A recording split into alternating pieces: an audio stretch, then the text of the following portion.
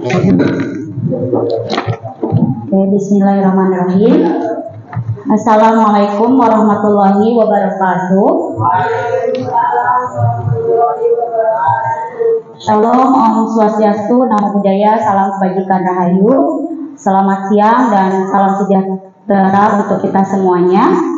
Puji syukur, alhamdulillah kita panjatkan kepada Tuhan Yang Maha Esa, yang mana kita sudah diberikan nikmat sehat dan nikmat kesempatan untuk kita bisa belajar bersama melalui kegiatan pada siang hari ini yang insya Allah berbarokah. Amin.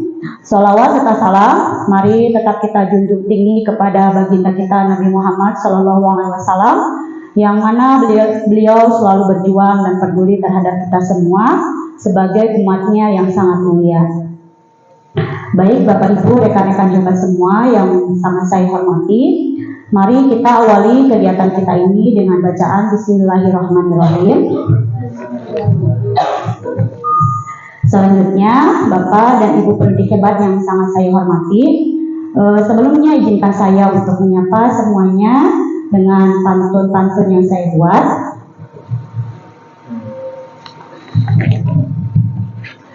Kulihat acara pesta yang meriah, gula merah terbelah di pukul batu.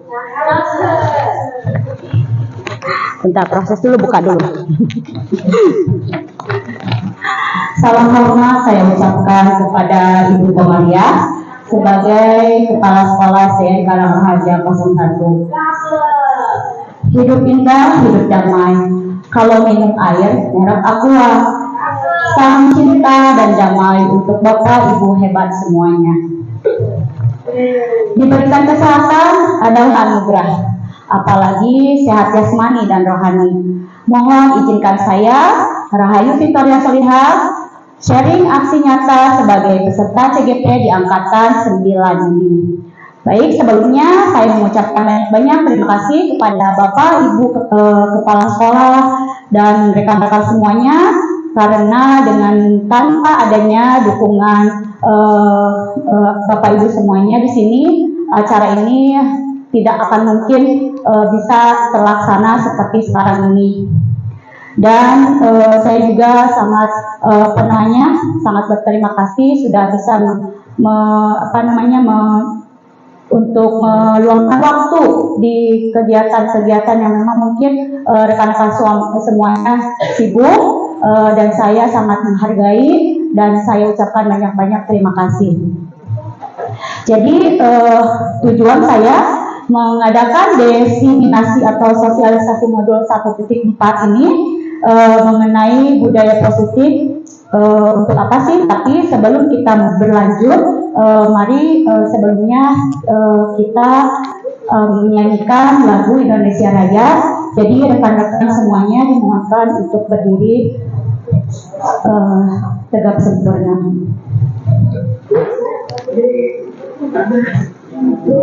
Ya.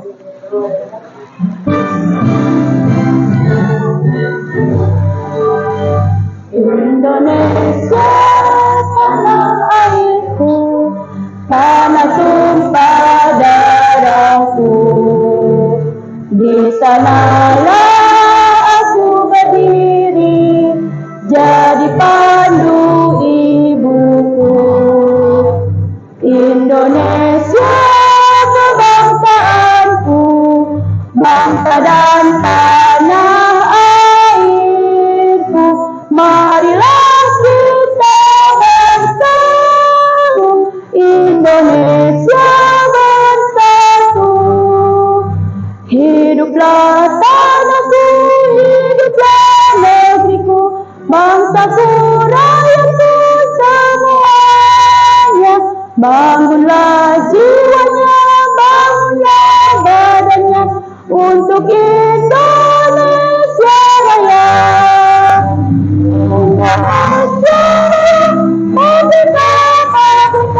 Tanahku, negeriku yang kucinta, Indonesia, hiduplah Indonesia Raya. Indonesia,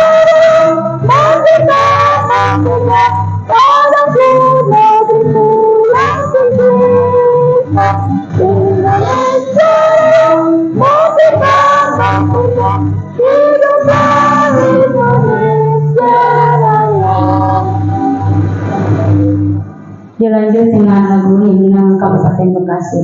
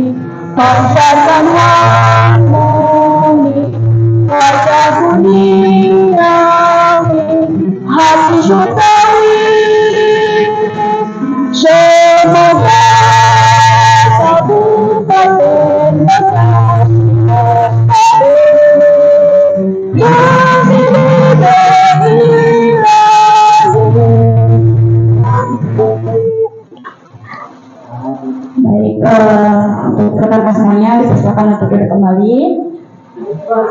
Oke, terima kasih untuk untuk kolaborasi dalam mendengarkan dan menyanyikan lagu kebangsaan Indonesia dan juga lagu himne Kabupaten Bekasi.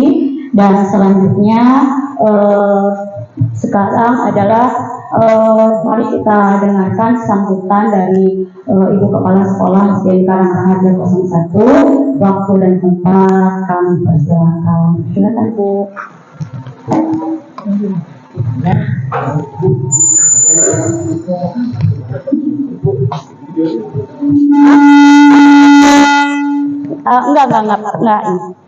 Enggak Pak, biar. Ya, silakan. Assalamualaikum warahmatullahi wabarakatuh. Waalaikumsalam warahmatullahi wabarakatuh. Alhamdulillahirabbil alamin. Wassalatu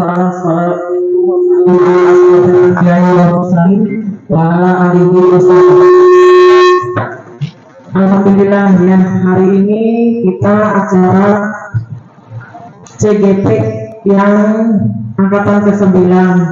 Kebetulan di SD kita Karangraharja 01 ada 2 yang hari ini yang acara yang kedua kali. Kemarin sebelumnya. Ini Bu ya. Semoga acara ini menjadikan kita semangat untuk mengajar, ya, semangat untuk belajar, dan bisa memberikan semangat kepada teman-teman yang lain untuk mengikuti jejak calon guru penggerak yang angkatan, kebetulan hari ini adalah angkatan yang ke-9. Kebetulan Pak CGP yang ke-10 sedang berlangsung dan nanti akan ada dibuka kembali, yaitu CGP yang ke-11. Silakan bapak-bapak dan ibu-ibu yang masih segar dalam hal yang maupun semangatnya, silakan ikuti jejaknya. Semoga sekolah kita semakin bertambah orang-orang yang berpikiran maju. Sekian, terima kasih. Wassalamualaikum warahmatullahi wabarakatuh.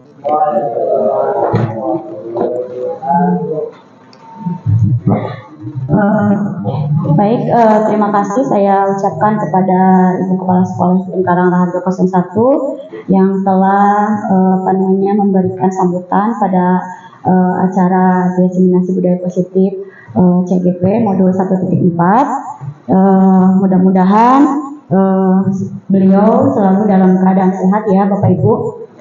Selanjutnya langsung saja Bapak yang ini ya, videonya.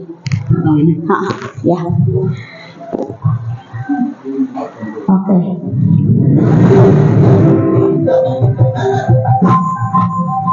Baik Bapak Ibu hebat semuanya, mohon izinkan saya untuk memulai kegiatan. Jadi tujuan saya di sini mengadakan diseminasi atau sosialisasi modul 1.4 ini adalah pertama itu memang sudah jadi tugas semua peserta dari calon guru penggerak ini harus melakukan aksi nyata budaya positif di sekolahannya masing-masing dengan rekan-rekan, staf dan juga bapak dan juga ibu kepala sekolah di sekolahnya masing-masing. Nah,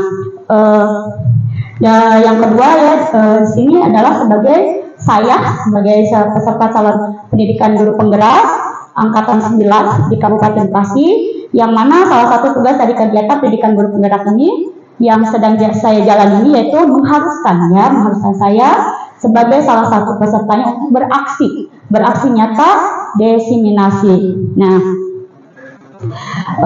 budaya positif modul 1.4 ini saya ingin sharing berbagi praktek baik dengan apa yang saya dapatkan dari kegiatan pendidikan guru penggerak, karena ilmu itu adalah cahaya dan sudah selayaknya cahaya itu kita bagikan, kita sharing supaya ilmu itu bisa lebih bermanfaat dan bisa berkah untuk kita semuanya, khususnya untuk peningkatan mutu pendidikan di sekolah kita yaitu SDN Karangraharja 01. Nah, yang ketiga, tujuan saya mengadakan kegiatan langsung nyata ini untuk melakukan kerjasama dengan Bapak Ibu hebat semuanya, karena budaya positif ini akan kita lakukan, kita praktekkan di sekolah. Karena apabila hanya satu atau dua orang saja yang melakukan, tentulah budaya positif ini tidak akan bisa berjalan dengan semestinya, Bapak Ibu. Jadi kita bekerja sama di sini, kita berkolaborasi untuk menciptakan budaya positif di sekolah kita. Nah, jadi mohon izinkan saya untuk berdiri di hadapan rekan-rekan hebat semuanya yang tiada lain dan tiada bukan maksud hati saya untuk menggurui atau merasa paling tahu di sini ya, atau paling banyak ilmu tidak ya, akan tetapi di sini sama-sama kita belajar, sama-sama kita meningkatkan kemampuan untuk membuat sekolah kita ini bisa menjadi lebih baik untuk kedepannya seperti itu. Nah, untuk tidak memperpanjang waktu, saya akan lanjut ke materi inti yaitu diseminasi budaya positif modul 1.4 ini. Apa sih dari ini Pak, di tujuan tadi ya? Di awal, maaf. Sebelumnya. Oh ya. Nah, saya ingin memperkenalkan fasilitator saya. Di sini fasilitator saya bernama Ibu Anissa Al-Haqoh Darwis, dan beliau itu berasal dari Bontang, Kalimantan Timur. Dan pengajar praktik saya yaitu Bu Dian Mardiani. Beliau kebetulan masih berada di daerah Cikarang Utara ya, Kecamatan Cikarang Utara. Beliau bertugas di SDN Karangasih 08. Nah, disinilah kita sebagai peserta mempunyai pendamping pengajar praktik dan juga fasilitator. Nah, dari berdua ini semua dari peserta pendidikan guru penggerak ini mendapatkan coaching, mendapatkan saran, mendapatkan pendidikan, mendapatkan ilmu di situ ya, luar biasa. Jadi jangan sampai kita tidak mengikuti gitu, untuk rekan-rekan semua yang memang masih ada kesempatan, silahkan untuk mengikuti pendidikan guru penggerak di tahapan selanjutnya seperti itu, di angkatan selanjutnya. Nah, Baik, di sini tujuan pendidikan daripada di sini, oke. Bentar.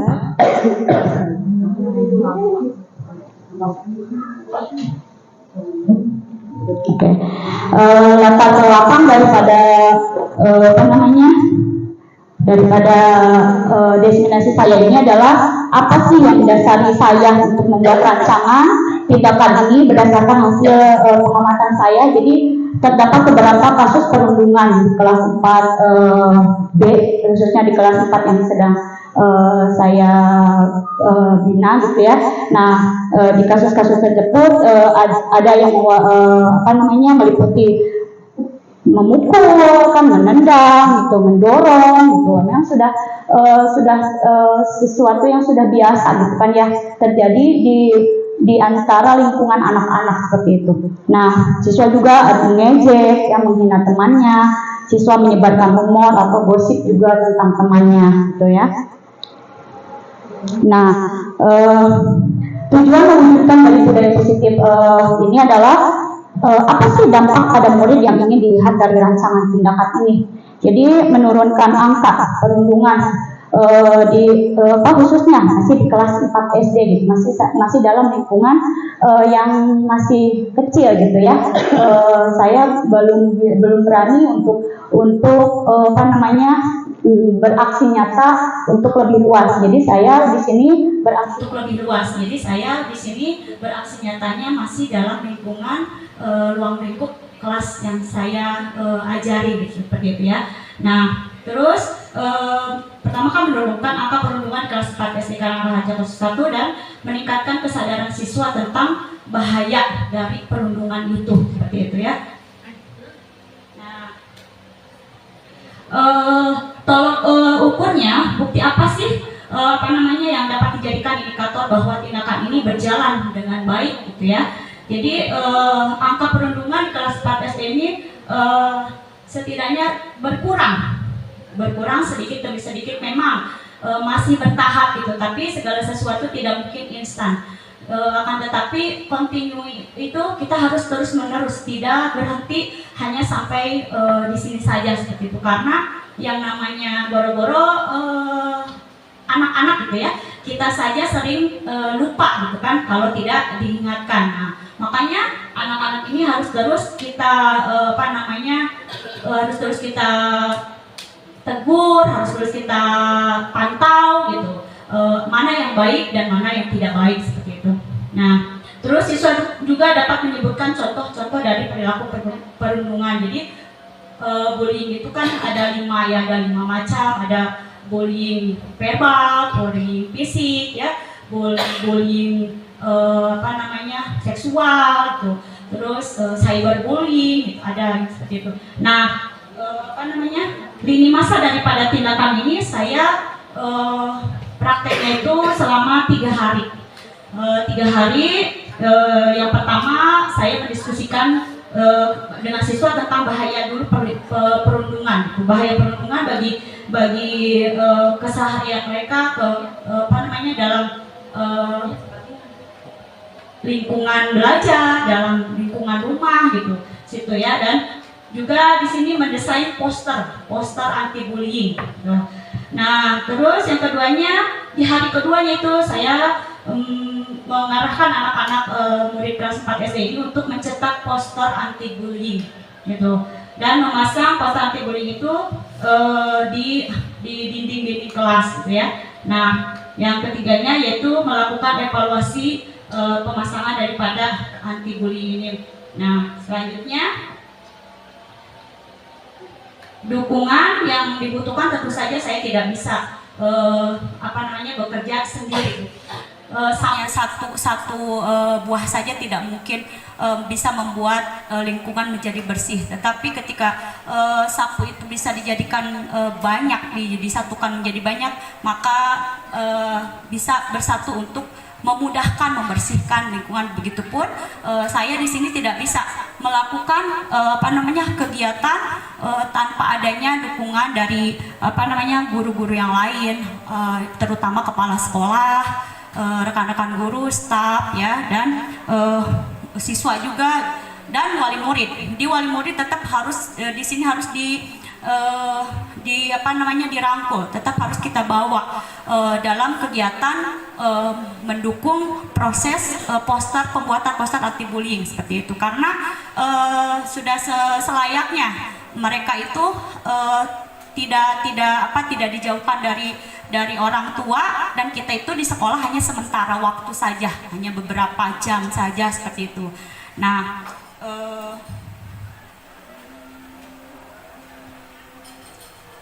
baik, oke.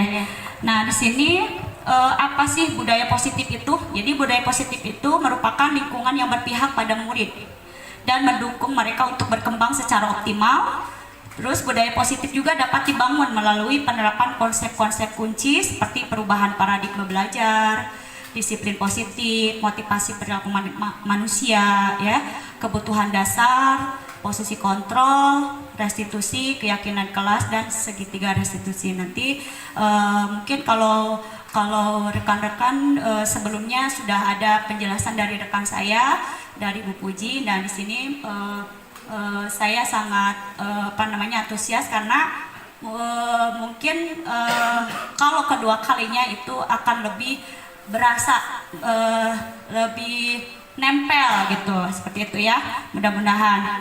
Jadi saya melengkap di sini ya, melengkapi penjelasan dari rekan saya sebelumnya. Oke. Nah, dari tujuan pendidikan ya, menurut Ki Hajar Dewantara, tujuan pendidikan adalah untuk menuntun segala kodrat yang ada pada anak-anak agar mereka dapat mencapai keselamatan dan kebahagiaan yang setinggi-tingginya, baik sebagai manusia maupun sebagai anggota masyarakat. Nah, apa tujuan pendidikan ini dapat dijabarkan menjadi beberapa poin, antaranya: satu, memajukan budi pekerti, karena sudah kita lihat secara langsung bagaimana sekarang budi pekerti, sopan santun daripada anak-anak didik kita ini jauh berbeda dari anak-anak sebelumnya gitu kan. Dalam hal mereka berjalan di hadapan kita pun mereka seperti berjalan seolah-olah tidak sedang berjalan di depan guru gitu, seperti itu. Nah, disitulah adanya kita harus bagaimana gitu. Tapi di sini kita hanya menuntun bukan untuk membuat anak-anak kita itu ingin seperti yang kita inginkan. Kamu harus menjadi guru misalkan, nanti kamu kelak harus jadi guru, kamu kelak harus jadi penyanyi. Tidak seperti itu, karena semua anak ini memiliki kodrat dan kemauannya masing-masing. Kita hanya menuntun mereka, menyesuaikan mereka dengan apa yang mereka miliki daripada kemampuan yang mereka miliki, hobinya gitu kan, karena berbeda-beda. Tidak mungkin semua anak itu sama, pasti berbeda-beda. Makanya pemerintah ini mengadakanlah yang namanya kurikulum Merdeka Mengajar seperti itu, karena sangat sesuai dengan tujuan dari pendidikan KHD. Jadi semuanya itu guru hanya menuntun untuk menjadikan anak itu sebagai apa yang menjadi kodrat daripada anak-anak didik masing-masing, seperti itu. Oke. Dan di sini pemahaman konsep-konsep kunci ini dalam modul budaya positif terdapat beberapa konsep-konsep kunci yang perlu dipahami. Nah, adanya perubahan paradigma belajar, adanya disiplin positif, adanya motivasi perilaku manusia, ya, adanya kebutuhan dasar, posisi kontrol restitusi, keyakinan kelas, dan segitiga restitusi. Next Pak Ali. Nah, disinilah next. Nah, oke, sip. Nah, di sini budaya positif modul 1.4 ini terkoneksi antar materi dari mulai filosofi pendidikan KHD, ya, yang mana menurut KHD ini pendidikan dan pengajaran merupakan usaha persiapan dan persediaan untuk segala kepentingan hidup manusia, baik dalam hidup bermasyarakat maupun hidup berbudaya dalam arti yang seluas-luasnya, yang menandakan harus memperhatikan kodrat alam dan kodrat zaman anak. Anak sekarang berada di zaman seperti apa? Anak sekarang berada di zaman yang bagaimana? Tidak mungkin kita menerapkan pendidikan kepada mereka seperti yang zaman kita dahulu kala, seperti itu. Tidak mungkin. Pengajaran yang kita berikan contohnya misalkan hanya dalam situasi, dalam satu model saja ceramah misalkan. Anak itu akan mudah bosan. Ya, makanya di situ perlu kekreatifan kita, mau tidak mau gitu ya, mau tidak mau ya kita harus bergerak gitu, harus benar-benar menyesuaikan diri dengan zamannya anak-anak gitu. Anak-anak zamannya sekarang udah zaman gadget gitu kan, zaman teknologi, maka kita harus sesuaikan. Tidak bisa kita mengajar seingin-inginnya kita, tidak, karena anak-anak itu sekarang sudah tidak bisa diem. Dikasih materi 20 menit aja tuh udah gutak-gitak, udah pokoknya udah nggak bisa diem ya. Nah disitulah kita harus bisa untuk menyesuaikan dan mengelompokkan anak-anak itu. Ada yang ke seni kah, ada yang ke yang nggak bisa dia mungkin ke menari, melukis gitu ya, atau mungkin yang ini olahraga seperti itu. Di situ kenapa di di KM ini ada pengelompokan materinya gitu kan ya, bisa dengan seni musiknya gitu, drama gitu. Sesuaikan dengan kemampuan kita, tetapi menyesuaikan juga dengan kondisi dan situasi seperti itu. Nah, upaya perubahan paradigma pendidikan Indonesia. Di sini ada nilai dan peran guru penggerak. Nah, di sinilah kami dan rekan-rekan saya dan rekan-rekan saya di pendidikan guru penggerak ini dituntut juga untuk memberikan menjadikan diri kami itu untuk bisa bermanfaat bagi banyak orang seperti itu ya. Karena bukan kita merasa bahwa kita terpilih, tidak, tetapi di sini justru tanggung jawab saya ini besar. Untuk kedepannya tanggung jawab saya ini sangat besar, karena saya tetap harus bertanggung jawab untuk memajukan pendidikan khususnya di sekolah. Nah, di sini marilah kita berkolaborasi untuk menjadikan diri kita terlebih dahulu lah ya, jangan dulu anak-anak, diri kita terlebih dahulu untuk menjadikan diri kita lebih baik, menjadikan diri kita ini bisa menyeimbangi dengan keadaan zaman yang memang tertinggal aja 1 minggu itu sudah berubahnya banyak sekali seperti itu. Merem aja gitu setidaknya sebulan itu sudah berbeda lagi seperti itu. Istilahnya aplikasi aja, aplikasi yang ada di handphone itu harus diupdate kan ya. Nah begitu juga kita, jadi selalu ada perbaruan. Kalau kita tertinggal masalah handphone aja gitu, kok ada lagi yang baru gitu, seperti itu. Disitulah kita benar-benar ya mau tidak mau menyesuaikan gitu. Saya pun seperti itu, tetapi positifnya bagi saya yang saya alami gitu, jadi saya bisa menyeimbangi bagaimana anak saya gitu dalam penggunaan gadget itu seperti itu. Jadi kita bisa mengontrol bagaimana sih, kita nggak bisa kamu jangan main HP, kamu main HP-nya jangan lama-lama, nggak bisa. Nah tapi kita menuntun kemana, diarahkannya itu kemana seperti itu. Nah di situ kita yang harus lebih tahu, kita harus yang lebih paham bagaimana menentukan waktu dari jarak jauh menggunakan handphone anak itu. Tapi kita bisa kontrol, kita bisa mematikan, kita bisa memberikan alarm waktu sudah habis. Ketika itu mau apa lagi, jadi anak itu sudah tidak bisa berbuat apa-apa lagi kalau memang waktunya sudah kita kunci. Nah disitulah banyak sekali ilmu-ilmu, apabila kita terus eksplor, banyak sekali ilmu-ilmu yang sangat bermanfaat untuk kita terapkan, bukan hanya pada murid tapi anak kita sendiri gitu.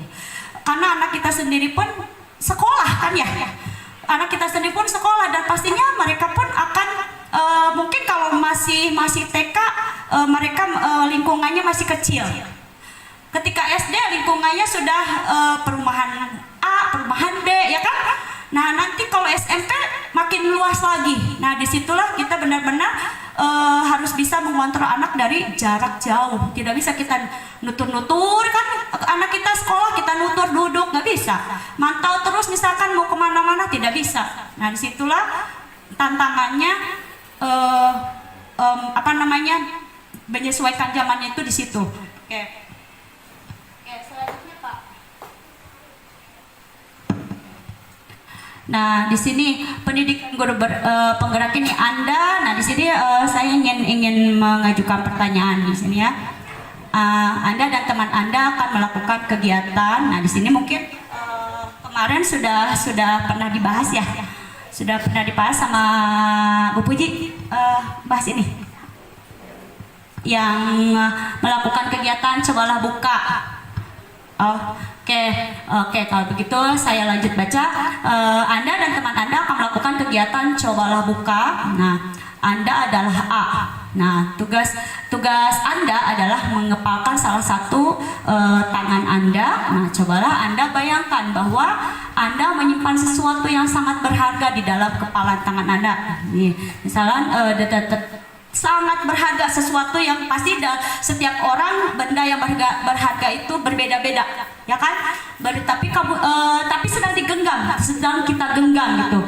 Nah, karena begitu pentingnya untuk kehidupan Anda, tugas rekan Anda ini si B, nah adalah mencoba dengan segala cara untuk membuka kepalan tangan. Nah, Anda dan teman Anda B, si B ini boleh membujuk, menghardik, mengintimidasi, memarahi, menggoda, menggelitik, bahkan menawari Anda uang agar Anda bersedia membuka kepalan tangan Anda. Cobalah lakukan kegiatan, cobalah buka di atas dengan B secara bergantian.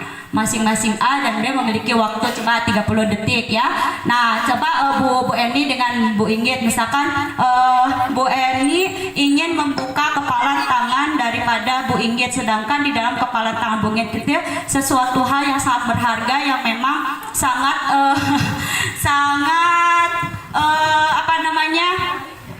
hidup dan mati Bu Inggit itu ada di tangan kepalan Bu Inggit. Nah, kira-kira Bu Eni bagaimana cara Bu Eni untuk membujuk? Boleh menghardik katanya ya, boleh menghardik, boleh mengintimidasi, memarahi. Kira-kira berhasil tidak? Coba dicoba Bu Eni, bisa nggak berhasil nggak membuka? Iya, coba. Tetap Bu Inggit menganggap bahwa itu adalah hidup mati Bu Inggit ada di dalam genggaman tangan Bu Inggit itu. Nah,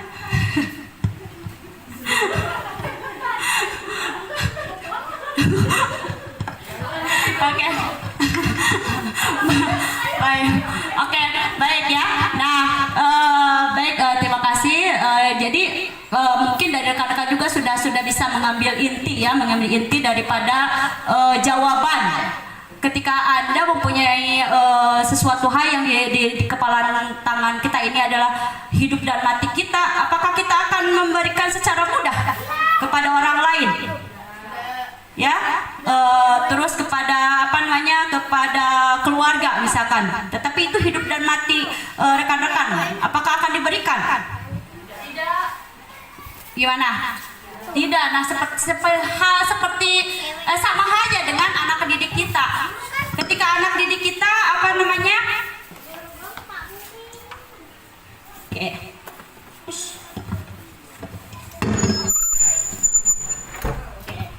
baik. Nah, sama halnya dengan anak didik kita. Ketika kita memberikan pembelajaran kepada anak didik kita untuk menjadikan kamu harus jadi dokter. Jadi kamu harus pintar. Kamu nanti harus jadi penyanyi. Padahal anak itu pendiam. Sama kita dipaksa sekuat tenaga untuk anak itu mau seperti kemauan kita. Mungkin tidak. Yang ada anak itu malah tidak mau sekolah. Ya kan? Saya takut, saya dipaksa sama guru saya untuk menyanyi. Seperti itu. Bahkan ketika yang saya alami ketika kegiatan ice breaking pun ada, ketika kita harus menggerakkan badan, ada saja murid yang diam saja. Apakah saya harus marah? Apakah kita harus marah kalau ada murid yang seperti itu? Tidak, karena mungkin saja anak tersebut memang sedang ada masalah atau mungkin sedang sakit, kurang enak badan, seperti itu ya. Nah, disitulah posisi kita benar-benar harus bisa menuntun anak-anak kita itu, bisa menuntun anak-anak didik kita itu menjadi apa yang mereka inginkan, seperti itu. Baik, selanjutnya, nah, menurut KHD bahwa tujuan pendidikan itu menuntun segala kodrat yang ada pada anak-anak agar mereka dapat mencapai keselamatan dan kebahagiaan yang setinggi-tingginya, baik sebagai manusia maupun sebagai anggota masyarakat. Oleh sebab itu, pendidik itu hanya dapat menuntun tubuh atau hidupnya kekuatan kodrat yang ada pada anak-anak agar dapat memperbaiki perilakunya, bukan dasarnya, hidup dan tubuhnya kekuatan kodrat anak. Next Pak Lima. Nah, kita sendiri yang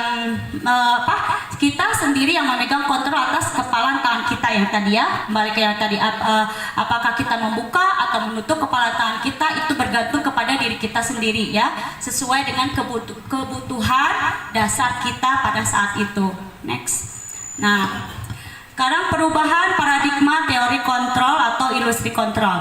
Ilusi guru mengontrol murid, ilusi bahwa kritik dan membuat orang merasa bersalah dapat menguatkan karakter, ilusi bahwa semua penguatan positif, efektif dan bermanfaat, ilusi bahwa orang dewasa memiliki hak untuk memaksa. Oke, silakan. Next. Oke. Nah, di sini perubahan paradigma stimulus respon teori kontrol. Siapa sesungguhnya yang memiliki kontrol? Nah, stimulus respon, kita mencoba mengubah kita mencoba mengubah orang agar berpandangan sama dengan kita. Itu stimulus respon ya. Perilaku buruk dilihat sebagai suatu kesalahan. Terus orang lain bisa mengontrol saya bisa mengontrol orang lain. Pemaksaan ada pada saat bujukan gagal. Model berpikir menang dan kalah. Jadi maksudnya di sini seperti ini stimulus respon ini. Ketika kita seorang pendidik ini mencoba mengubah orang agar berpandangan sama dengan kita itu, menurut ibu itu salah. Kamu juga harus setuju bahwa berbuat seperti itu salah. Nah, di situ kita memaksa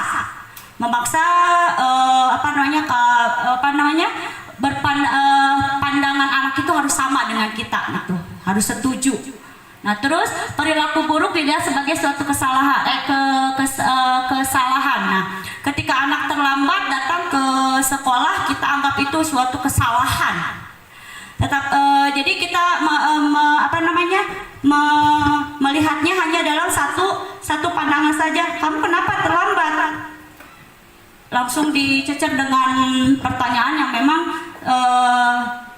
menekan kepada anak. Padahal kita tidak tahu permasalahan apa yang membuat anak itu terlambat, gitu. Terus orang lain bisa mengontrol saya, dalam artian ya saya ada di genggaman orang lain, berarti kita boneka, gitu, seperti itu. Nah, jangan sampai anak-anak didik kita itu seperti boneka oleh kita, dikontrol penuhnya itu oleh kita, itu sangat-sangat benar-benar harus sesuai dengan apa yang kita inginkan. Terus pemaksaan ada pada saat bujukan gagal. Jadi ketika kita membujuk anak didik kita untuk kamu besok petugas upacara sebagai pengibar bendera ya, si anak itu tidak mau. Coba aja. Wah, terus sampai kita benar-benar ingin berhasil bahwa anak itu harus mau, kita memaksa. Kira-kira anak tersebut mau tidak? Nanti pada hari H-nya malah tidak datang. Sudah latihan, tapi pada hari H-nya tidak datang karena merasa tertekan. Seperti itu. Terus model berpikir menang dan kalah. Nah, disinilah kita sebagai pendidik memberikan pandangan bahwa si anak A ini pintar, dia menang loh dalam hal-hal nilai. Jangan seperti itu. Jadi tidak membanding-bandingkan anak yang A dengan anak yang B, karena mereka mempunyai kelebihan dan kelemahannya masing-masing seperti itu. Nah, teori kontrolnya di sini kita berusaha memahami pandangan orang lain tentang dunia itu. Jadi yang di sini yang don't-nya di situ berarti yang do-nya yang harus kita lakukan. Stimulus seksualnya berarti yang jangan kita lakukan seperti itu ya. Terus semua perilaku memiliki tujuan. Tentu saja kita contohnya saya sangat senang dengan seni ya, saya sangat senang dengan art. Otomatis saya tidak bisa dipaksa untuk mengerjakan sesuatu yang bukan di bidang saya seperti itu. Sama halnya dengan rekan-rekan gitu. Itu pasti rekan-rekan punya hobi masing-masing, punya kemampuan masing-masing seperti itu. Nah, terus hanya Anda yang bisa mengontrol diri Anda. Tentu saja karena kita sendiri yang tahu kita itu mau kemana, kita itu mau apa gitu ya. Karena otomatis kita itu tahu mana yang baik dan mana yang tidak baik seperti itu. Nah, kolaborasi dan konsensus menciptakan pilihan-pilihan baru. Nah, disinilah di dunia pendidikan IKN ini sangat-sangat diperlukan yang namanya kolaborasi. Jadi anak-anak didik kita ini harus kita arahkan untuk bisa bergaul dengan kolaborasi dengan teman-temannya, karena masih ada saja anak-anak didik kita ini yang kadang nama lengkap temannya itu masih belum hafal, atau saya tidak tahu dia itu sukanya apa seperti itu. Nah, disitulah kita benar-benar harus membuat anak-anak ini akrab antara satu dengan yang lainnya seperti itu. Terus model berpikir menang dan kalah. Nah, di sini tetap kita harus menyesuaikan bagaimana menetapkan menang dan kalah itu dalam segi apa gitu. Nah, next Pak Ali. Oke, apa makna disiplin? Disiplin ini berasal dari bahasa Latin disiplin, disiplina ya, yang artinya belajar. Nah, makna asal dari kata ini berkonotasi dengan disiplin diri dari murid-murid Socrates dan Plato. Nah, disiplin diri membuat orang menggali potensinya menuju sebuah tujuan, apa yang dia hargai. Nah, namun dalam budaya kita, makna kata disiplin ini telah berubah. Menjadi apa? Menjadi sesuatu yang dilakukan seseorang pada orang lain untuk mendapatkan kepatuhan. Contohnya seperti apa? Disiplin ketika anak tersebut telat dan hukumannya itu tidak sesuai dengan yang harus dia dapatkan. Contohnya mungkin dengan anak terlambat, kamu harus keliling lapangan dari pagi misalkan 1 jam misalkan. Apa hubungannya kan dengan terlambat dia sampai dengan harus dihukum seperti itu gitu ya. Kalau seperti itu berarti disiplin itu sesuatu hal yang memang horor bagi anak didik kita gitu. Jadi anak didik kita itu akan melakukan disiplin itu ya kalau ada kita gitu. Dia tidak sadar dari diri dia sendiri, dari anak-anak didik kita sendiri seperti itu. Ya, terus kecenderungan umumnya adalah menghubungkan kata disiplin dengan ketidaknyamanan, bukan dengan apa yang kita hargai atau pencapaian suatu tujuan mulia. Ya, sama halnya dengan yang tadi. Jadi kebanyakan dari disiplin anak-anak ini menegak disiplin itu sesuatu hal yang dekat dengan hukuman, gitu. Dekat dengan yang sesuatu hal yang kejam. Gitu. Padahal kalau kita bisa menyampaikan kepada mereka bahwa disiplin itu sesuatu hal yang bisa membawa mereka ke sesuatu hal yang baik, yang mana contohnya seperti ini. kita berada di negara Indonesia. Ketika kita pergi ke negara yang lain, di situ ada peraturan, ya kan?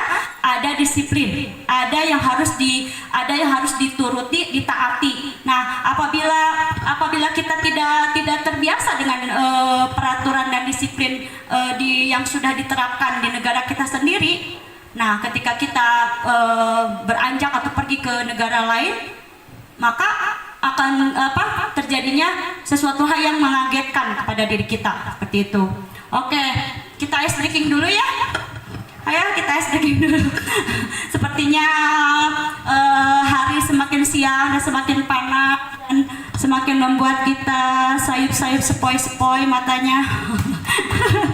Ayo Bakti, kita ice breaking dulu. Yang itu, yang apa namanya, yang tangan-tangan itu, yang oke. Iya, betul. Hah? Belum saya download. Ah, boleh, silakan. Silakan, bawa bantal. Bisa.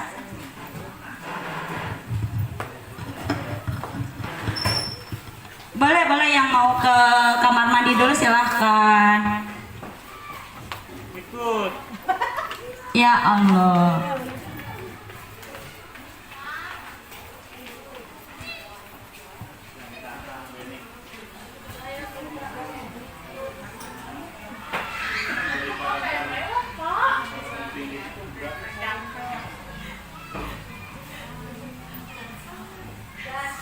Tangan ke atas.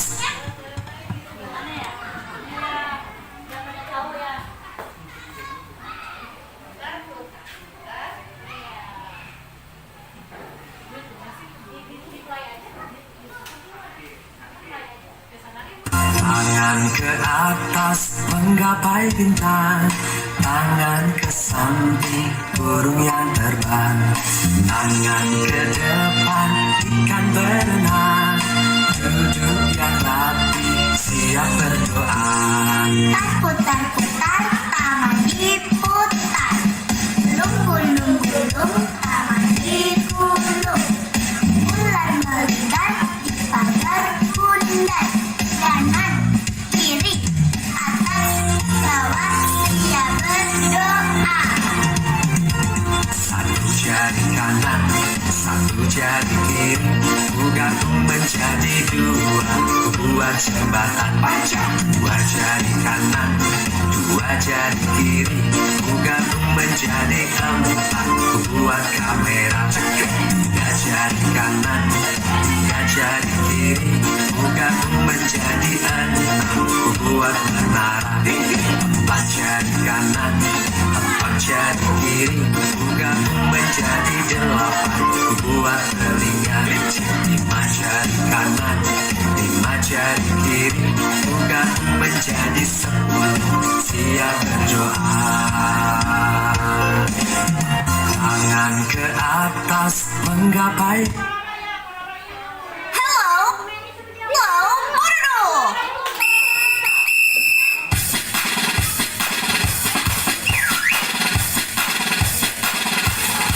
Banana cha-cha,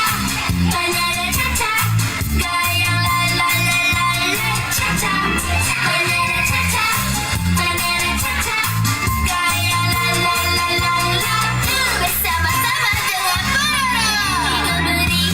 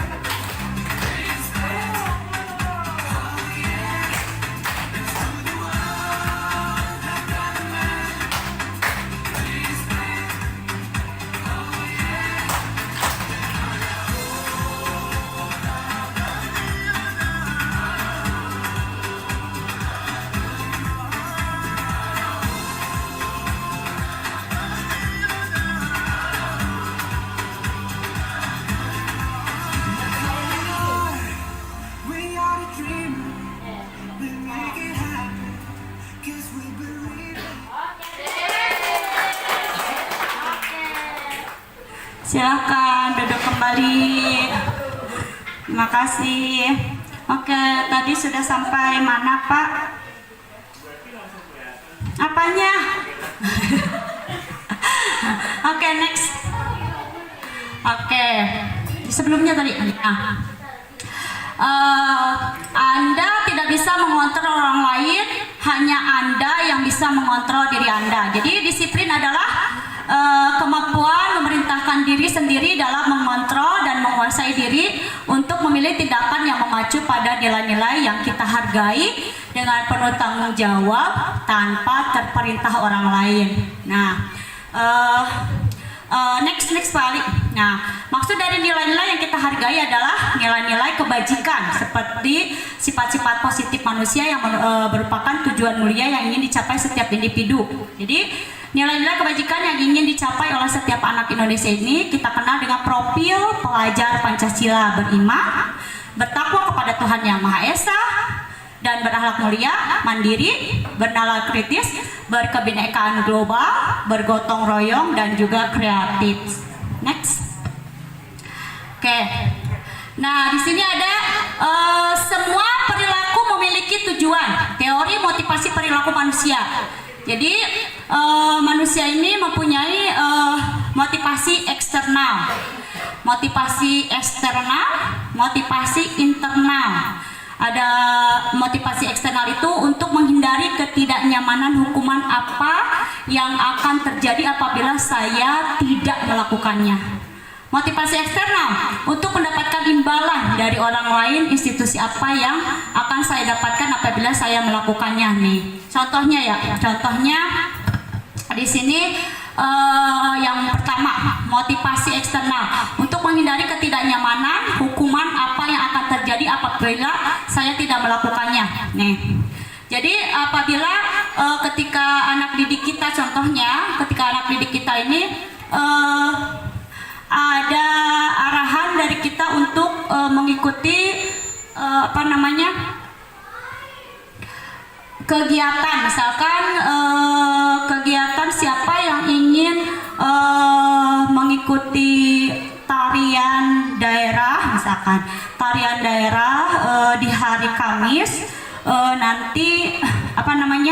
nanti ibu akan kasih nilai yang besar. Nah, sedangkan anak tersebut tidak menyukai kegiatan menari. Nah, di sini anak-anak tersebut termotivasi untuk tidak mengikuti, malahan tidak masuk sekolah seperti itu. Dan motivasi eksternal di sini mendapatkan imbalan. Nah, kebalikannya ketika anak didik kita ini sangat menyukai menari, dia akan sangat termotivasi untuk datang, apalagi ada imbalan mendapatkan nilai besar seperti itu. Motivasi internal untuk menghargai diri sendiri, saya akan menjadi orang yang seperti apa bila saya melakukannya. Nah, ini adalah motivasi ketika saya contohnya saya ingin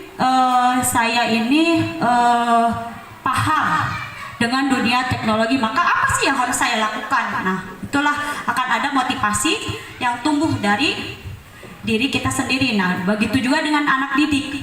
Gitu. Ketika anak didik kita tuntun mereka dengan sesuai karakter mereka, menyukai tarian misalkan. Bu, saya punya ide tari. Jadi mereka sendiri akan memberikan ide, karena mereka termotivasi dengan kegiatan yang memang mereka sangat sukai, seperti itu ya.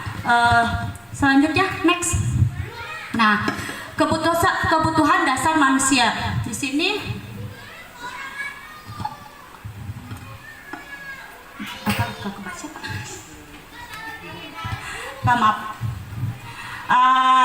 realitas kebutuhan kita itu berbeda ya. Kita berusaha memahami pandangan orang lain tentang dunia. Setiap orang memiliki gambaran berbeda-beda. Tentu saja apabila misalkan gini, saya sekarang sedang bercerita, saya sedang berada di ruangannya itu sangat indah, banyak sekali bunga-bunga berwarna-warni. Pasti di pikiran rekan-rekan semua akan berbeda dengan apa yang ada di pemikiran saya. Mungkin pemikiran saya ruangannya seperti apa, tapi di pemikiran rekan-rekan semua juga akan berbeda, menyesuaikan dengan situasi kondisi dan kesukaan hobi seperti itu. Bunganya ya berarti kalau saya kan misalkan saya menggambarkan bunga, membayangkan bunganya itu warna-warni itu bunga, misalkan bunga ros, tapi beda halnya dengan bayangan dari rekan-rekan kan, akan berbeda seperti itu bentuknya. Nah, next. Oke. Nah, sebelumnya. Nah, di sini saya ingin mengajak rekan-rekan semua untuk menjawab pertanyaan-pertanyaannya di dalam hati terlebih dahulu. Tisa dan Hana itu dipanggil masuk ke ruangan Ibu Dewi. Nah, Ibu Dewi ini adalah kepala sekolah SMA Makmur. Ibu Dewi ini baru saja mendapatkan pengaduan dari Ibunda Tisa bahwa Hana menggunakan kata-kata kasar dan merendah-rendahkan Tisa di sosial media. Nah, yang kedua kasusnya nih, Anto jarang sekali hadir di pembelajaran jarak jauh atau daring. Dan pada saat hadir pun Anto seringkali menggunakan kata-kata kasar di kolom chat, mengejek teman-temannya. Jadi ketika dia sekalinya ikut daring gitu, dia malah mengejek di kolom chat, mengejek teman-temannya. Hal ini sudah sangat mengganggu, dan beberapa orang tua murid yang mengikuti pembelajaran daring mengeluhkan tentang perilaku Anto di pembelajaran jarak jauh. Baik, next. Nah, kira-kira kalau kita berada di posisi sebagai guru, gitu ya, jangan jauh-jauh sebagai kepala sekolah, sebagai guru aja. Kira-kira posisi kontrol guru yang mana yang akan kita berikan kepada anak didik kita yang mempunyai kasus? Apakah sebagai penghukum, apakah sebagai pembuat merasa bersalah, atau teman, atau pemantau, atau manajer?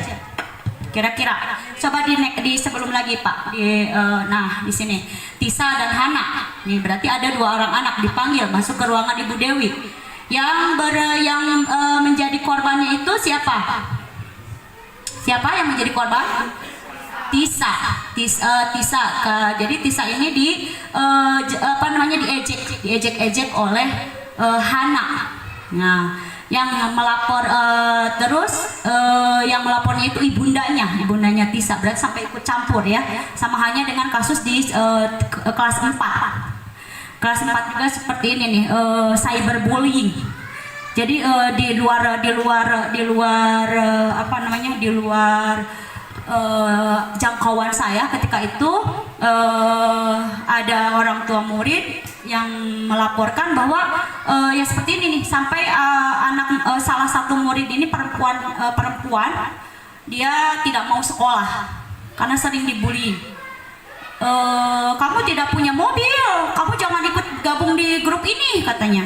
Jadi saya meminta kepada Korlas untuk mengirim semua chat dan video voice note. Jadi mereka itu memakai voice note ya, bahasanya itu sudah astagfirullahaladzim, nauzubillah minasyaiton gitu. Bahasa dewasa. Bahasa bukan bahasa binatang lagi, seksual. Masalah bahasa seksual seperti itu. SSE gitu dah. Saya sampai terbengong-bengong di situ. Nah, kira-kira apabila rekan-rekan Bapak Ibu mendapatkan permasalahan kasus seperti ini, akan ada di posisi mana Bapak Ibu? Apakah Bapak Ibu next Pak? Bapak Ibu akan ada di penghukum, pembuat merasa bersalah? Mungkin dari di video sebelumnya kan ada video paren ya, tentang paren ya. Di situ ada berbagai macam tanggapan daripada seorang guru paren itu ketika menanggapi paren terlambat gitu kan ya. Nah, gimana tuh? Kira-kira kalau Bapak Ibu ada di permasalahan kasus yang sebelumnya tadi, Bapak Ibu ingin ada di posisi penghukum kah, pembuat merasa bersalah kah, atau teman, atau pemantau, atau manajer? Manajer. Alasannya boleh? Menurut saya begini Bu, kan kemarin juga kita sudah coba dikasih tahu sama Ibu Di. Iya, betul. Tentang hukum itu apa? Betul. Merasa bersalah, Iya. kan? Ya. Jadi sekarang Bu Ayu itu melengkapi Ya. apa yang sudah diberikan sama Bu Budi.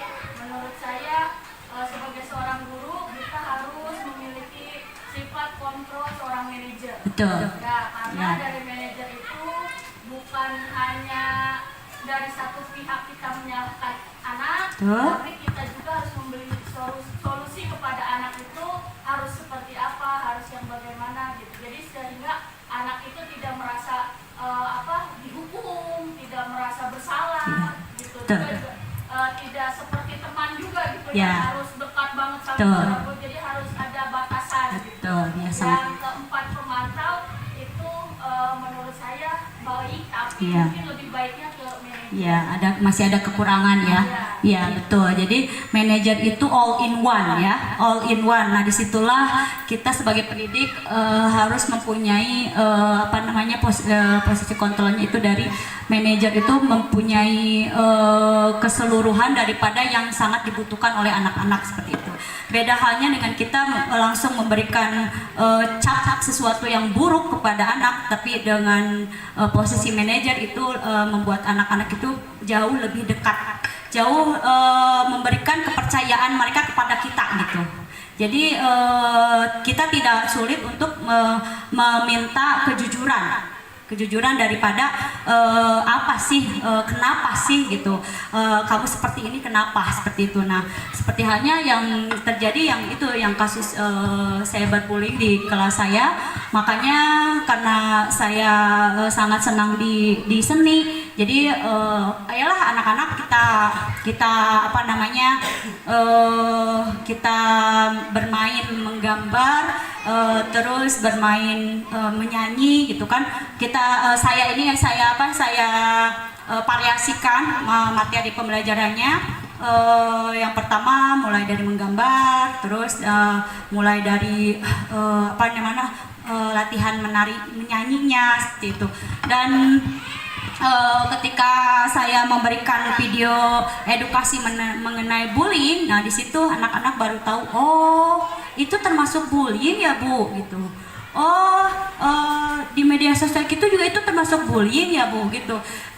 Jadi setidaknya ketika kita memberikan edukasi seperti itu, kalau berubah sepenuhnya nggak mungkin, impossible gitu ya. Tapi ada perubahan di mana anak-anak tersebut menegur temannya, itu nggak boleh, kamu nggak boleh, itu kotor, perkataan seperti itu gitu. Jadi mereka saling menegur, saling mengingatkan seperti itu. Nah di situ kita tidak boleh berhenti. Ketika anak-anak ada perubahan, jangan sampai dibiarkan, justru harus kita continue. Berikan lagi, jadi kita jangan terlalu fokus. Jadi intinya gini, kita jangan terlalu fokus untuk mengejar materi daripada pembelajaran yang akan kita berikan, tapi berikanlah di situ, sisipkanlah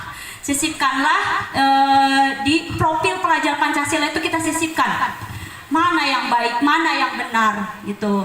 Sikap dia menyinggung tidak, seperti itu. Jadi terus sisipkan dengan dengan kita pun memberikan contoh seperti itu. Next Pak. Oke. Nah di sini, next. Oke. Nah di sini pernyataan siapa yang mengatakan. Jadi ada pernyataan-pernyataan yang memang kita ucapkan kepada anak didik kita ketika kita memberikan arahan atau bimbingan ketika anak didik kita ini memang melakukan kesalahan ya. Saya kecewa sekali dengan kamu tidak pernah benar melakukannya, gitu kan. Kalau penghukum sangat-sangat, kita aja yang baca gitu nggak enak gitu kan ya. Ayolah lakukan demi ibu dan bapak. Berarti kan itu seolah-olah memang teman, tapi masih ada kekurangan seperti itu kan ya. Apakah kamu mau mendapatkan tiket bintang hari ini? Nah, pemantau terus, bagaimana kamu bisa menyelesaikan masalah ini? Oh, manajer, kamu selalu yang paling terakhir. Nah, kalau dari perbedaan di sini pun sudah terlihat manajer ini paling sangat paling muncul ininya baiknya gitu kan, bagaimana kamu bisa menyelesaikan masalah ini. Jadi bertanya pendapat, jadi bertanya pendapat. Jadi anak didik kita ini akan berpikir apa yang mereka pikirkan, apa yang mereka mau, apa yang mereka lakukan, seperti itu. Next Pak. Nah, di sini budaya positif ini akan bisa kita lakukan apabila sudah kita laksanakan di lingkungannya, apabila lingkungan positif, terus dengan keyakinan kelas, seperti itu. Jadi dengan saya mengikuti pendidikan guru penggerak ini, jujur banyak sekali hal-hal baru, ilmu-ilmu baru yang memang saya berpikir saya ini banyak salah dalam mengajar. Saya ini banyak teori-teori saya itu yang salah. Di situ, wah saya ini guru yang kurang baik, seperti itu. Jadi merenung, kok saya seperti ini. Di situ, jadi menyadarkan diri saya ini banyak sekali kekurangan, sampai tidak bisa diungkapkan dengan kata-kata, malahan dengan hukuman pun saya memang luar biasa gitu kan. Kadang kita memang kesal gitu kan, bagaimana dan ternyata itu salah gitu.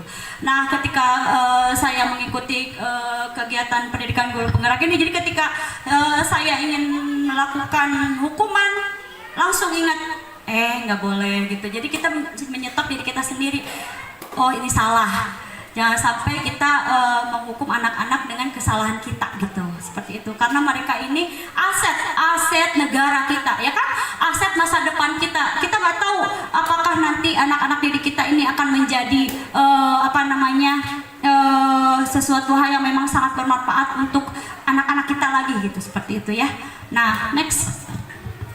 Nah, keyakinan kelas ini kenapa sih harus dilakukan adanya keyakinan kelas? Jadi keyakinan kelas ini adalah nilai-nilai kebajikan atau prinsip-prinsip universal yang disepakati bersama secara universal, lepas dari latar belakang, suku, negara, bahasa maupun agama. Nah, menurut Gosen di tahun 1998, suatu keyakinan akan lebih memotivasi seseorang dari dalam intrinsik. Jadi seseorang akan lebih bersemangat untuk menjalankan keyakinannya daripada hanya dan mengikuti serangkaian peraturan ya. Semua perilaku memiliki tujuan. Tentu saja kita melakukan tugas atau melakukan saya sedang istilahnya sekarang yang sedang booming itu PMM misalkan ya. Pasti kita melakukan perilaku, misalkan perilaku kita sekarang saya tidak bisa diganggu. Saya sedang fokus untuk membuat aksi nyata misalkan. Tapi ketika kita paham bahwa orang lain itu sedang dalam keadaan sibuk, sedang dalam keadaan memang tidak bisa diganggu misalkan, kita pun nanti akan ada waktunya seperti itu, benar kan? Ya, ada waktu untuk me time-nya. Me time-nya itu mungkin saja bisa untuk keluarga ataupun untuk karir ataupun untuk tugas seperti itu. Oke. Nah, pembentukan keyakinan kelas ini bersifat abstrak daripada peraturan yang lebih rinci dan konkret. Jadi keyakinan kelas ini berupa pernyataan-pernyataan yang universal. Pernyataan keyakinan kelas ini senantiasa dibuat dalam bentuk positif. Keyakinan kelas ini hendaknya tidak terlalu banyak. Ya kalau banyak-banyak udah mariet banyak, cepat lupa gitu kan. Tetapi sesuatu hal yang memang hari ini kita mau belajarnya kita mau apa aja nih. Kita bikin keyakinan kelas dulu. Keyakinan kelas kita apa? Boleh izin Bu, boleh izin ke kamar mandi. Ya, apalagi tidak boleh main HP Bu. Oke. Kita tulis apalagi. Nah, jadi anak-anak yang membuat kesepakatan, bukan kita gitu. Jadi mereka akan mengerti, oh itu kan tadi kita yang bikin gitu. Kalau guru yang bikin kan otomatis mereka merasa ya terpaksa gitu, karena bukan dari kehendak mereka, seperti itu ya.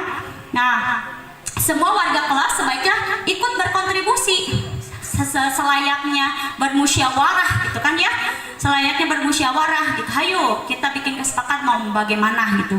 Terus bersedia meninjau kembali keyakinan kelas dari waktu ke waktu. Jadi entar besoknya, hari-hari berikutnya, apakah hari ini ada keyakinan kelas yang mau kita pembentukan keyakinan mau ditambahkan atau dikurangi sepertinya gitu. Karena kita sekarang berbeda materi nih, materinya sekarang kita P5, apakah ada yang mau ditambahkan atau dirubah gitu, seperti itu. Jadi bikin dulu keyakinan kelas supaya membuat ketertiban, harapan ketertiban ketika sedang melakukan kegiatan belajar mengajar, seperti itu. Oke, nah bisa berbagai macam cara untuk menerapkan keyakinan di kelas ya. Boleh dengan kita memberikan not tempelan not ya, catatan tempelan, kertas tempelan, atau dengan menulis masing-masing ke depan seperti itu. Bagaimana kreativitas kita saja seperti itu. Aduh ya Allah. Oke, peraturan dan keyakinan kelas, nilai kebajikan yang dituju. Nah, di sini peraturan selalu kembalikan buku ke tempatnya, kan ya, contoh-contoh peraturan ya.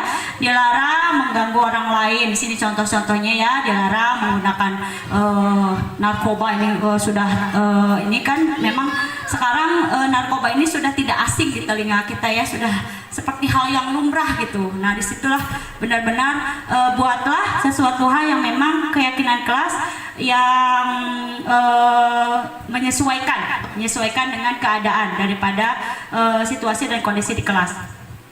Oke, nah segitiga restitusi, proses menciptakan kondisi bagi murid untuk memperbaiki kesalahan mereka sehingga mereka bisa kembali pada kelompok mereka dengan karakter yang lebih kuat. Melalui restitusi, guru dapat membantu murid menjadi lebih memiliki tujuan, disiplin positif, serta memulihkan dirinya setelah berbuat salah. Jadi jangan sampai ketika murid sudah berbuat salah, kita intimidasi, kita membuat dia terancam, kita membuat dia merasa bersalah, ya sudah, lemes yang ada ya kan? Ya sudahlah, saya habis dimarahin sama guru, bla bla bla bla bla, seperti itu. Lain halnya dengan kita, posisi kita ada di manajer, otomatis, alhamdulillah saya tidak kena marah dan saya akan memperbaiki memperbaiki diri saya supaya tidak terlambat lagi seperti apa gitu ya. Nah, terus memberikan penawaran bukan paksaan ya, kita tidak memaksa. Oke, nah di sini segitiga restitusi ya, sebelumnya sudah dijelaskan oleh rekan saya. Oke, nah tahapan dari segitiga restitusi ini menstabilkan identitas. Berbuat salah itu tidak apa-apa, tidak ada manusia yang sempurna. Saya juga pernah melakukan kesalahan seperti itu. Kita bisa menyelesaikan ini. Bapak Ibu tidak tertarik mencari siapa yang salah, tapi Bapak Ibu ingin mencari solusi dari permasalahan ini. Kamu berhak merasa begitu. Jadi tidak mengintimidasi, tidak merasa membuat anak merasa terancam gitu ya. Jadi berdiskusi dengan hati ke hati gitu ya. Terus nah, tahapan segitiga restitusi ini ada validasi tindakan yang salah. Jadi padahal kamu bisa loh melakukan yang lebih buruk dari ini ya. Wah, luar biasa ya. Kamu pasti punya alasan mengapa melakukan hal itu. Kamu patut bangga pada dirimu sendiri karena kamu telah melindungi sesuatu yang penting kan. Kita aja membacanya enak ya. Ya, kita aja membacanya enak gitu, tidak seolah-olah tidak mengancam gitu. Terus menanyakan keyakinan apa yang kita percaya sebagai kelas atau keluarga, apa nilai-nilai umum yang kita telah sepakati, apa bayangan kita tentang kelas yang ideal, kamu mau jadi orang yang seperti apa gitu. Oke. Nah, di sini ada sedikit contoh. Maaf saya buramkan.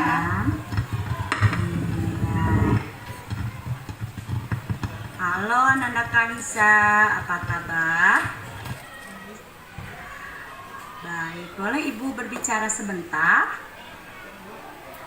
Ibu lihat kamu tidak masuk sekolah kemarin. Kayaknya nge-lag ya. Apakah Jadi, kamu tahu bahwa tidak ini. bolos adalah tindakan yang tidak boleh? Saya mengerti bahwa kamu mungkin merasa bosan dengan pelajaran di sekolah. Namun, membolos bukanlah cara yang tepat untuk mengatasi rasa bosan. Membolos justru akan merugikan kamu karena kamu akan ketinggalan pelajaran dan tidak dapat mengikuti ujian. Apakah kamu bersedia untuk memperbaiki kesalahanmu?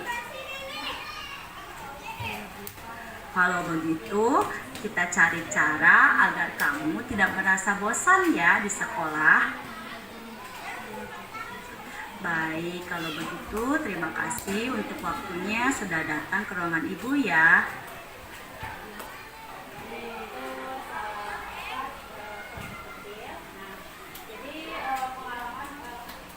Pengalaman dan pembelajaran saya menerapkan konsep-konsep kunci tersebut di kelas saya selama kurang lebih 1 minggu.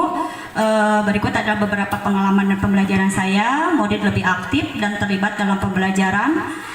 Ketika murid merasa diberdayakan dan dihargai, mereka akan lebih termotivasi untuk belajar. Murid lebih bertanggung jawab. Murid lebih bertanggung jawab ketika murid merasa dibimbing dan didukung. Mereka akan lebih termotivasi untuk mengambil tanggung jawab atas pembelajaran mereka. Hubungan antara guru dan murid lebih positif ketika guru berfokus pada membangun hubungan positif. Murid akan merasa lebih nyaman dan aman untuk belajar. Dan di sini saya menyertakan contoh ya, ketika pembuatan poster saya percepat. Jadi kelas 4B ini yang saya lihat luar biasa ya, murid cowoknya paling banyak dan aktif-aktif pula gitu ya, sangat aktif.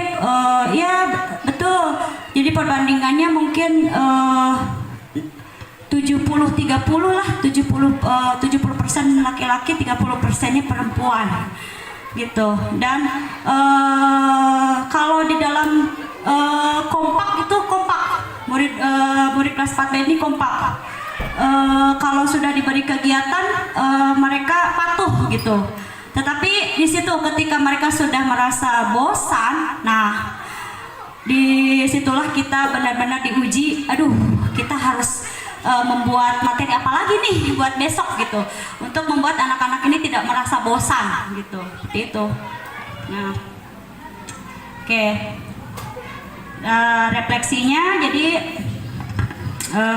pengalaman saya dapat menyimpulkan bahwa penerapan konsep-konsep kunci dalam budaya positif ini dapat memberikan manfaat yang signifikan bagi murid. Murid akan lebih aktif, terlibat dan bertanggung jawab dalam pembelajaran. Hubungan antara guru dan murid juga akan menjadi lebih positif.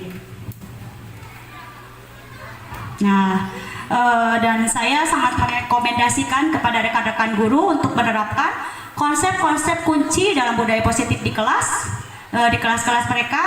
Budaya positif ini akan menciptakan lingkungan belajar yang lebih kondusif bagi murid untuk berkembang secara optimal.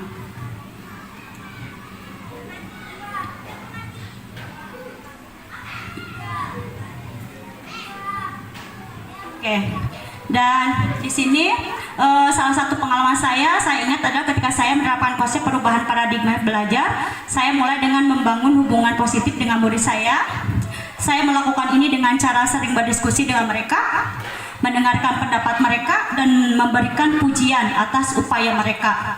Setelah membangun hubungan positif, saya mulai mendorong murid saya untuk terlibat secara aktif dalam pembelajaran. Saya memberikan kesempatan kepada mereka untuk berpartisipasi dalam diskusi, presentasi atau kegiatan kelompok. Saya juga memberikan umpan balik yang positif dan konstruktif untuk untuk membantu mereka mengembangkan kemampuan mereka. Saya juga menerapkan konsep-konsep disiplin positif. Saya menjelaskan aturan dan konsekuensinya dengan jelas kepada mereka. Saya juga membantu mereka untuk belajar dari kesalahan mereka. Hasilnya murid saya menjadi lebih aktif dan terlibat dalam pembelajaran. Mereka juga lebih bertanggung jawab dan memiliki hubungan yang lebih positif dengan saya, meskipun memang belum semuanya gitu ya, masih terus berproses seperti itu. Saya percaya bahwa budaya positif penting untuk menciptakan lingkungan belajar yang kondusif bagi murid untuk berkembang secara optimal dengan menerapkan konsep-konsep kunci dalam budaya positif. Kita dapat membantu murid untuk mencapai potensi mereka seperti itu.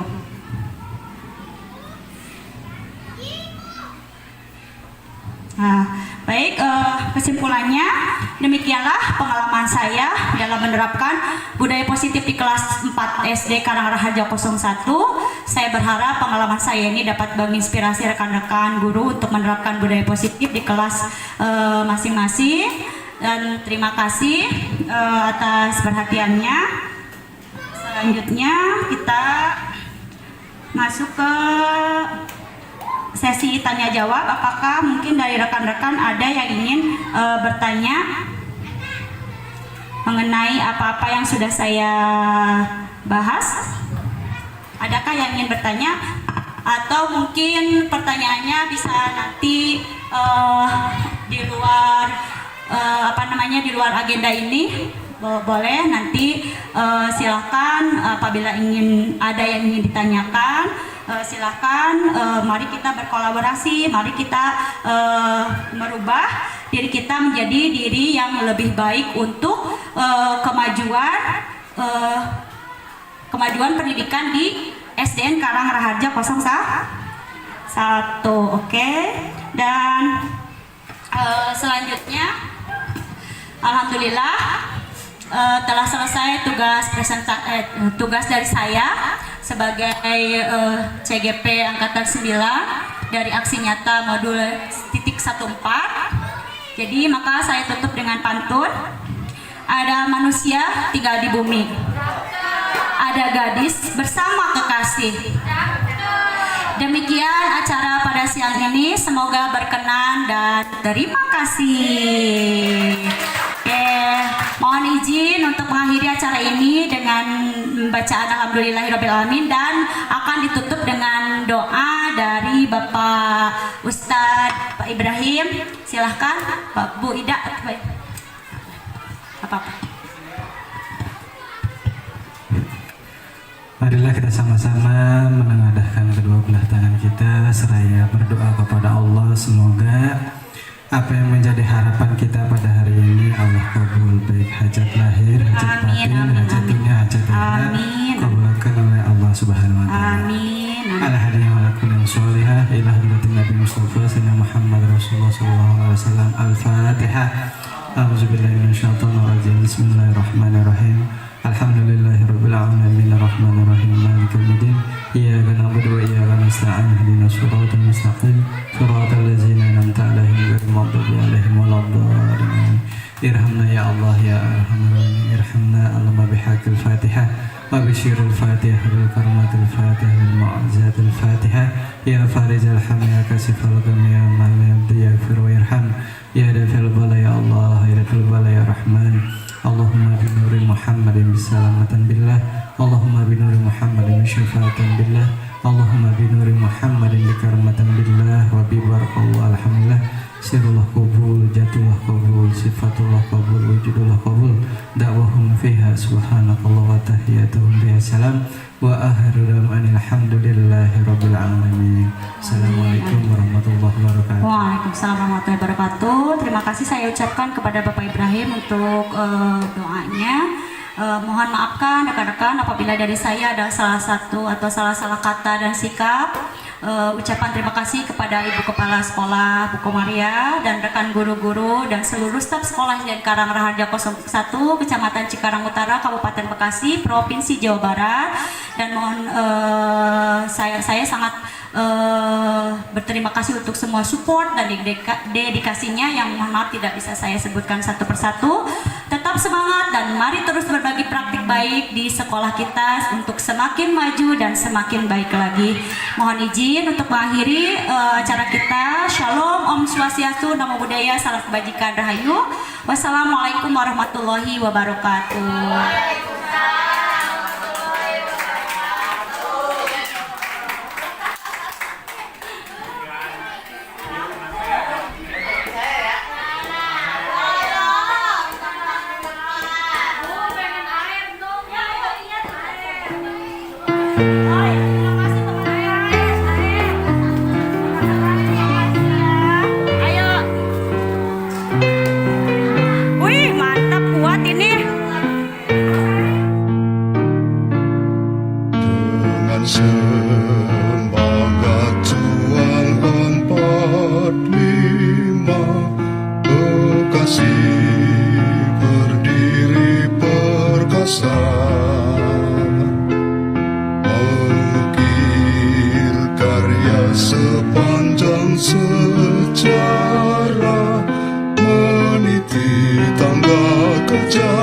keindahan bangsa.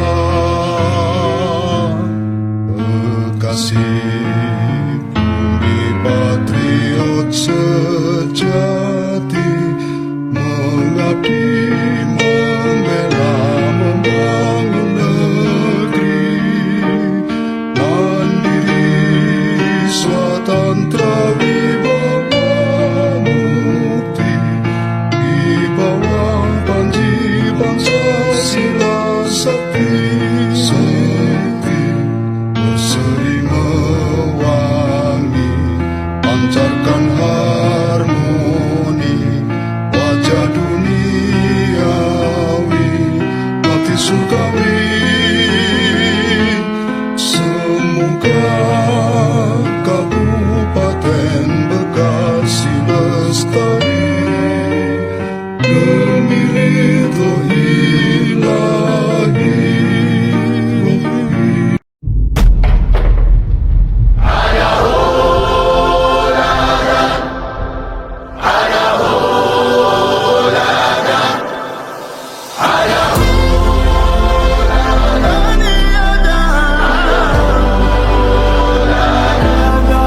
Look who we are the dreamers, they make it happen, guess we believe it. Look who we are the dreamers, we make it happen, cause we can see it. It's to the one that keep the passion, respect, oh yeah. It's to the one that got a man, respect, oh yeah.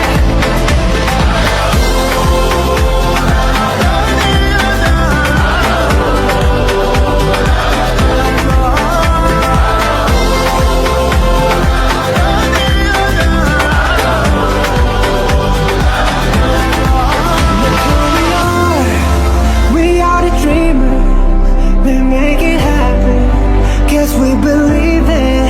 Look who we are the dreamers, they make it happen, guess we believe it. Look who we are the dreamers, we make it happen, cause we can see it. It's to the one that keep the passion, respect, oh yeah. It's to the one that got a man, respect, oh yeah.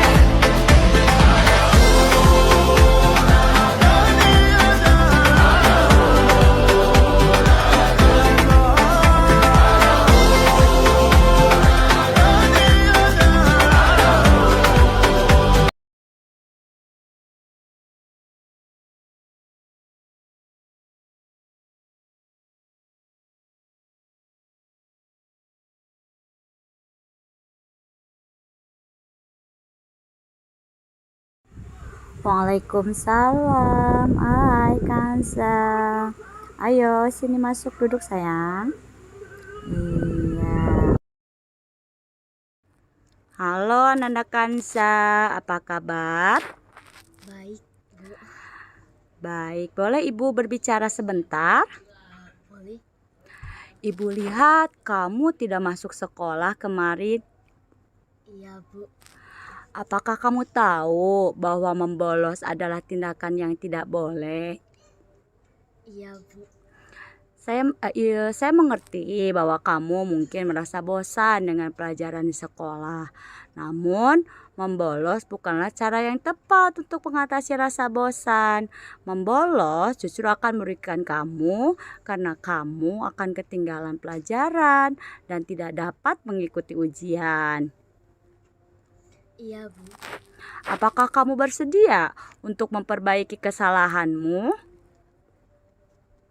Iya, Bu. Kalau begitu, kita cari cara agar kamu tidak merasa bosan ya di sekolah. Selamat pagi semua. Kalau begitu, terima kasih.